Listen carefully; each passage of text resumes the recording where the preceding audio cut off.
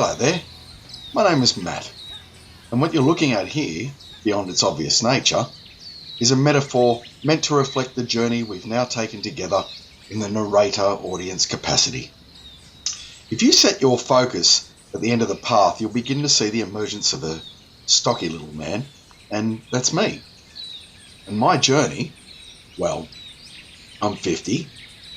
This bushland is at the end of my street where I live in the fresh, pristine surrounds of the Blue Mountains of New South Wales, Australia, with a talented, supportive wife, charming little boy, a dog, a cat, in a mortgaged house, gainfully employed, surrounded by friends and family, lively locals, and all courtesy of a cache of easily accessible prescribed mood stabilisers and life extenders.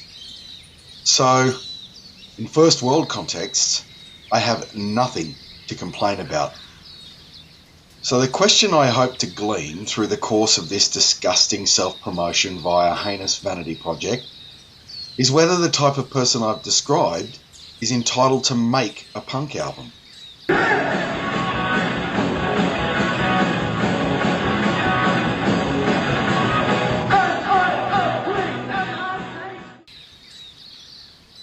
And stick with it if you can. It's not very long and you'll get to meet a cluster of vastly more interesting characters than my fat ass.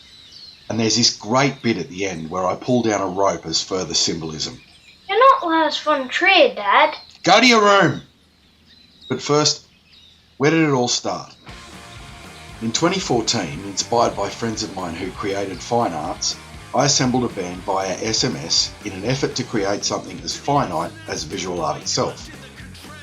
You'd either see the band or you never could. You'd either own the album or you never could. So when it came time to do it again, I needed a brand new set of caveats and challenges. This time, I tried to build an album via parts recorded independently and assembled in the studio. Contributions were farmed in from around the world and laid up at the pet food factory in Sydney. Sure, this process isn't necessarily unique, but it also wasn't the type of customarily collegial process of a punk band. So is it punk? And if so... What is punk? I used to care about what punk is. When I was young, I was a bit of a gatekeeper. This isn't punk, that's not punk. I don't give a fuck anymore. To me, it should be subversive. Sid Vicious doing My Way, I think that's the essence of punk. Taking something that's nice and established and just taking the fucking piss out of it. Punk is an idea encapsulated by people who care about the world around them. It should be maybe abrasive, maybe a little political. Being loud and having a voice against the norm, I guess, and not being the same as everything else, standing out. It's a very influential but aggressive and loud genre of music, but like super significant in like history because of the meaning behind it. Punk is a many-headed beast that has been expressed in a lot of different ways, and I believe that's part of its definition. I think it's something that represents freedom, individuality. Being aggro. And I think aggro is the key to it. It's the finger at the society. And I think I can relate to that because I guess if you look at the world through a punk lens, it's hard to switch that off. You know, like being critical and alert. But there's still like a place for your aggression, which as a teenager, you need a place for all that big emotion. You know, because like music affects our way of thinking, and because punk is like super strong and everything, it can take a bad toll on, you know, teens because that can make them pretty, you know, aggressive towards other things. Be angry and, you know, that kind of thing. It's just aggro. And drinking and partying, music. It's presented as a no rules, inclusive community. Right, so community, aggro, political, aggro, drinking, partying, aggro. Well, I think I have most of that covered.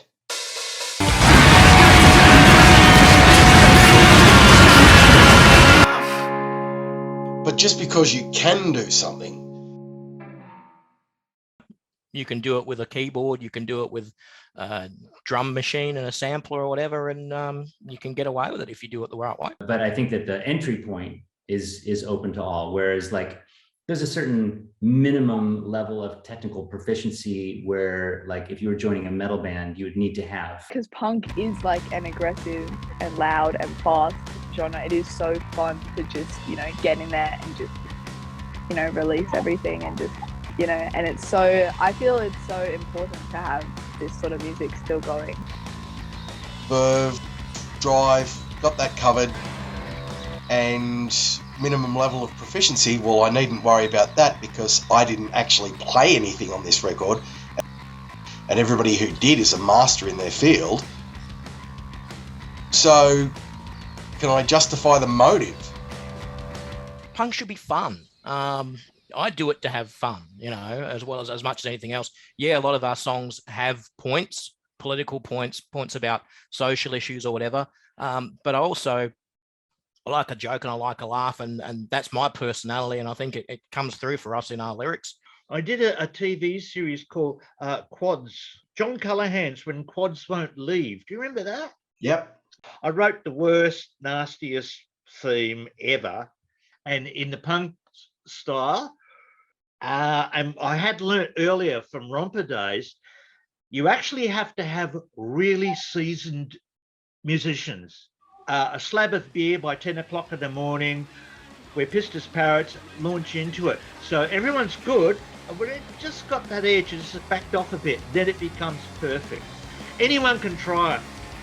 I did try it, and despite being the weakest element of the recording process, I actually finished it. But is there any justification for contemporary songs of protest? So it's still relevant because the issues that people were rallying against in the 70s and 80s, they still exist.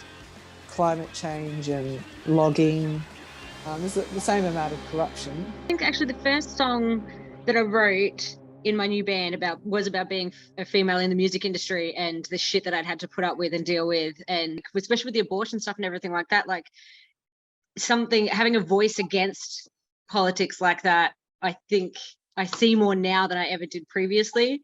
Now, but that's also because now I'm not drinking so much and partying so much. There's also an irreverent thing. You know, like, for example, to contrast that with metal, I mean, you know, a punk song might be about nothing. It might just be like, I have boogers in my nose.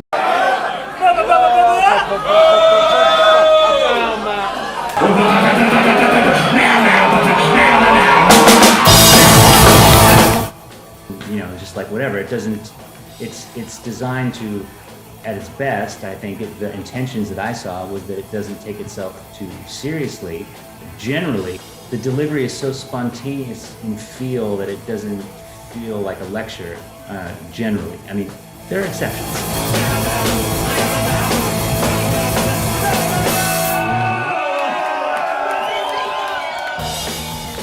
So many great opinions. Goodbye. You have the freedom to do that, and that's when you can do it. 1, 2, 3, absolute top 4 chords. And if you're using more than 4, you've got to trim yourself down. So much brilliant advice. Peppermint oil, starch, glucose, licorice. If you formed a metal band with people who couldn't play at all, you would have a punk band almost immediately. I feel like I've ticked every one of these boxes. But am I entitled to make this type of noise? But of course you can. God of Punk, is that you? Well, I'm one of them, yes. I've just finished a round of golf with Artemis and Woden, actually. Anyway, of course you can still create works of protest. But what would I have to complain about? Look at yourself. Ugly as sin, short, fat, shit health, rapidly aging, and still trying to make ends meet with dead-end jobs while trying to be a provider and mentor for a little boy. Yeah, good point, I guess. Oh, and the government. Whenever you're short of material to whine about, remember, there's always the government. Thanks, God of Punk. Thanks, God. Don't mention it. Anyway, gotta go. Oh. No, it's just one of the regular Punishers. You know, at least he's not talking about Warped Tour 96. Well, friends, I guess this is where our journey ends. I mean, all that great advice from people who should know, and a directive from God himself. This is going to be the Titanic of punk albums.